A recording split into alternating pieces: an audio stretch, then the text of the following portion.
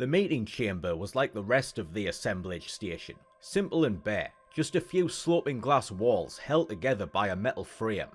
A balcony with railings and a raised seating area stretched along each end, separated by a deep recess in the floor.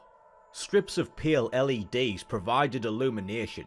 Badly, they barely dispelled the darkness from outside. "I apologise for the lighting," Olus said. "No need, Captain," the Chancellor replied. "It's always been like this." The next few minutes passed mostly in silence. Olus installed himself at the edge of the balcony, badly wanting to lean against the railing but resisting the temptation. The General was whispering to the Chancellor, but he couldn't make out any words. The Vice-Chancellor muttered to himself. Olus turned away as the need to yawn became too great to ignore. He was skeptical of anything coming of this meeting. The Confederacy's track record with the Imperium was poor, to say the least. He didn't see that changing anytime soon. The Vice-Chancellor mentioned the Imperator himself was coming. That struck him as both strange and terrifying. The Imperial leader rarely interacted with his Confederate counterparts in person. If he was coming, it could only mean the situation was a lot graver than he'd initially believed. Olus's train of thought was interrupted by a sudden flash through the skylight above. He looked up to see an immense blue portal form out of nowhere over the station, a swirling whirlpool in deep space, turning like a pinwheel and spewing an iridescence that engulfed everything below it. He couldn't help but gawp. In all his time aboard the assemblage station, he'd never seen anything so beautiful. The moment was soon spoiled by a familiar voice in his ear. "Captain, warp space opening, 1,000 clicks directly above us," the overenthusiastic technician chirped through his earpiece. "I can see that," Olus muttered, after making sure his comm channel was closed. Despite the ache creeping up his neck, he couldn't tear his gaze from the portal. Holes in space-time, they were the gateways to warp space, the only known method of traversing the vast reaches of the Sea of Spirits, possible only through manipulation of the element Spiritum. Where travelling from one end of the galaxy to the other through conventional means would take millennia, the use of warp space cut the journey down to about a week.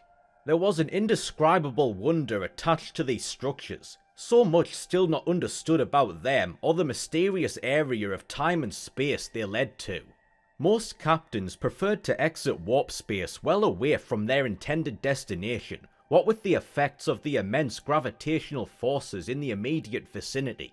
He may have been a brutal, tyrannical dictator, but the Imperator knew how to make an entrance. Olus's eyes expanded further at the sight of the starship that began to emerge.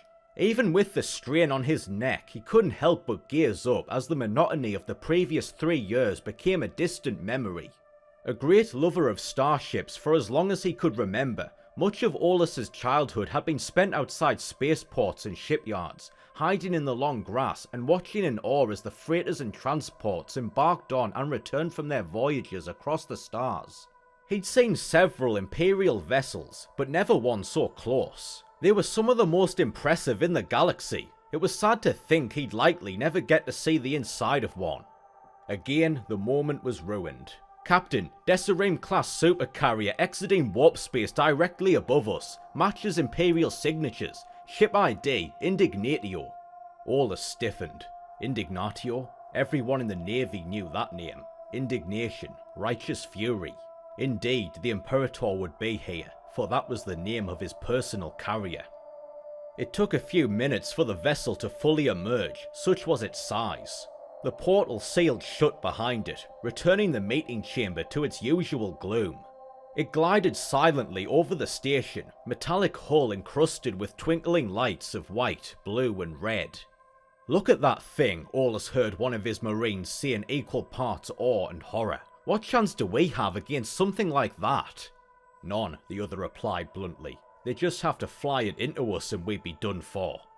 3 much smaller craft emerged from the parent ship, shooting past the chamber like big metal raindrops.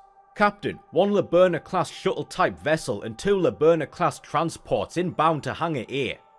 It dawned on Olus that he should have been there to greet them, despite how little he wanted to. He'd been so focused on the Chancellor and her party that he'd completely neglected their other set of visitors. Lieutenant Melinda's voice chimed through his earpiece. "Captain, I'm at Hangar A, ready to welcome our visitors from the Imperium." Aulus touched his earpiece, opening the comm channel. "Thank you, Lieutenant."